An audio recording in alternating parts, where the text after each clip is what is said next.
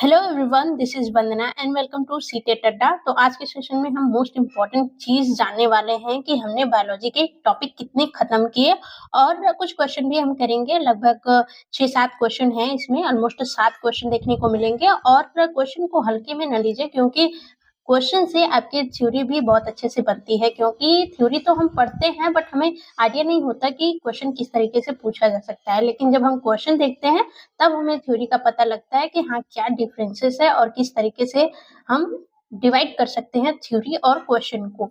तो स्टार्ट कर लेते हैं। आज का टॉपिक है 7th क्वेश्चन है इसमें बायोलॉजी के, जिसमें कि आपको मोस्ट ऑफ द वही क्वेश्चन मिलेंगे जो कि सेल से हैं।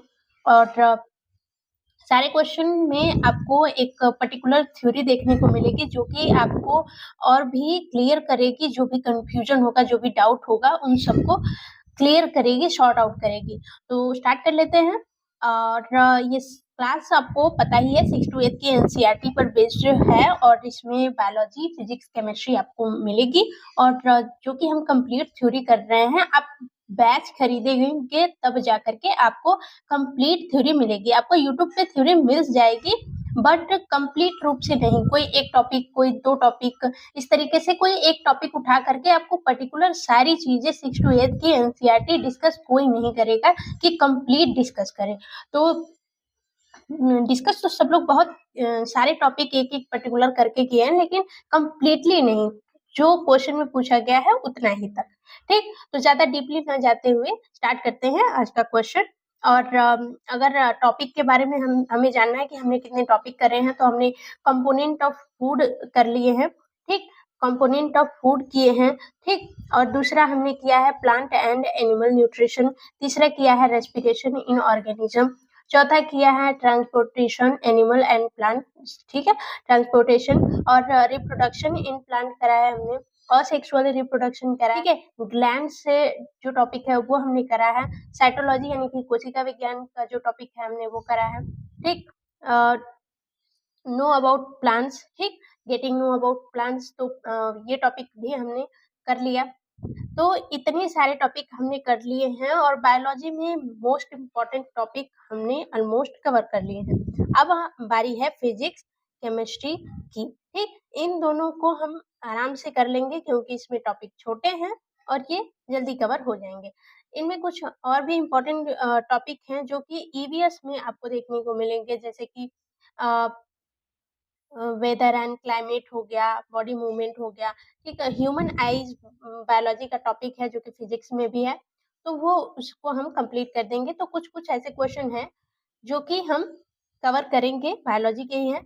तो पहले इस क्वेश्चन को कर लेते हैं, फिर धीरे धीरे करके हम सारे टॉपिक डिस्कस करेंगे जो थ्योरी के थ्रू होगा।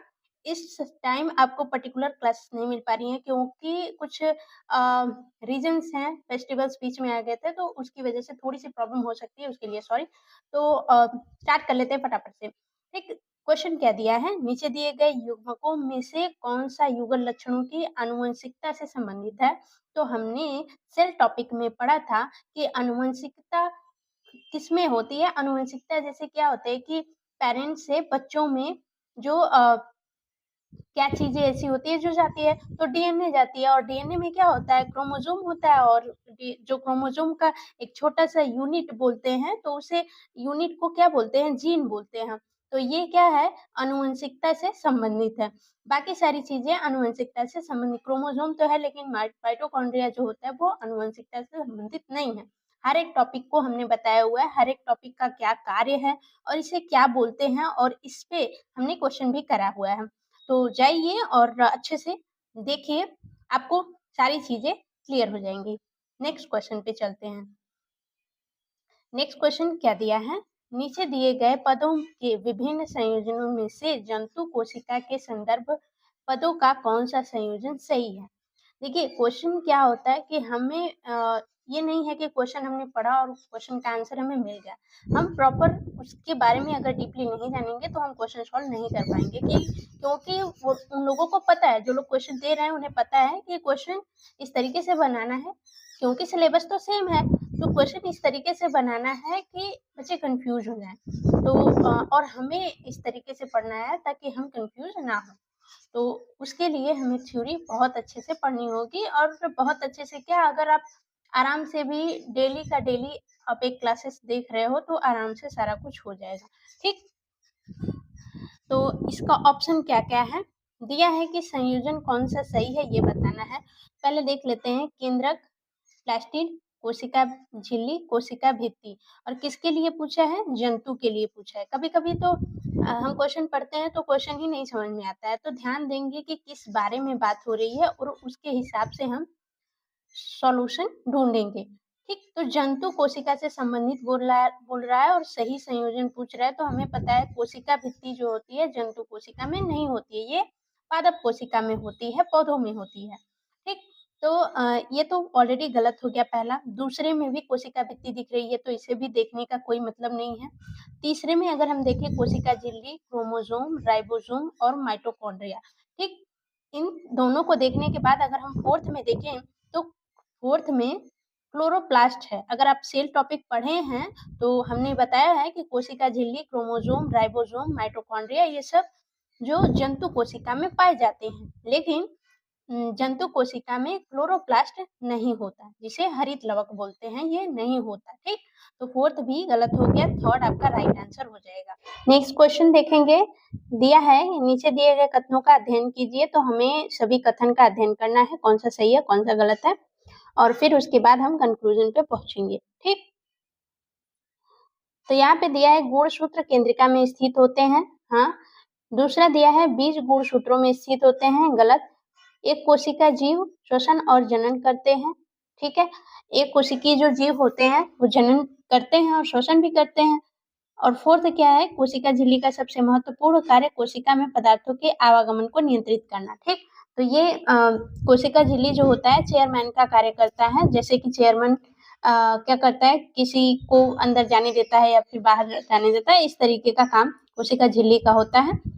तो ये सारी चीजें पहला, दूसरा और चौथा ये सही है, और तीसरा पहला, तीसरा और चौथा सही है और दूसरा क्या है, रॉन्ग है। तो यहाँ पे देखेंगे पहला, तीसरा और चौथा, यहाँ पे फर्स्ट आपको दिख रहा है, पहला, तीसरा और चौथा, ये आपका करेक्ट आंसर हो जाएगा। नेक्स्ट क्वेश्चन है, निम्नलिखित में से कौन सा अदरक का जननांग है? तो हमें पता है अदरक का जननांग होता है तना। ये तने से क्या होता है, रिप्रोडक्शन होता है। जैसे आलू हो गया, अदरक हो गया, और आपका बोल सकते हैं सूरन हो गया, ये सब कहाँ से जनन करते हैं? तने से जनन करते हैं। तो थर्ड आपका राइट आंसर हो जाएगा। नेक्स्ट क्वेश्चन है, कोशिका के विषय में कौन सा कथन सत्य है? तो कोशिका के विषय में इसमें कथन कौन सा सत्य है ये बताना है। किसी ऊतक की कोशिकाएं समान होती हैं, सही है। किसी भली भांति व्यवस्थित जीव में कोशिकाओं का आकार साइज समान होता है, बिल्कुल गलत। कोशिकाओं का साइज आकार समान नहीं होता है। सभी कोशिकाओं में केंद्रक होता है, ये भी गलत है क्योंकि सभी कोशिकाओं में केंद्रक नहीं होता है। ठीक, नेक्स्ट है, सभी कोशिकाओं की आकृति गोल होती है, ये भी गलत है। सभी कोशिकाओं की आकृति गोल नहीं होती है। ठीक, तो थर्ड तीनों आपके गलत होंगे। राइट आंसर कौन सा हो जाएगा, फर्स्ट हो जाएगा। नेक्स्ट क्वेश्चन है, पौधों की चालनी नलिका कोशिकाओं और स्तनधारियों की लाल रक्त कोशिकाओं की संरचना में एक विशेष समानता बतानी है। ठीक, लाल रक्त कोशिका और चालनी नलिका, इन दोनों में समानता बतानी है। तो इन दोनों में यहाँ पे ये समानता है कि केंद्रक की अनुपस्थिति होती है दोनों में। ठीक, चालनी नलिका और लाल रक्त कोशिकाओं में।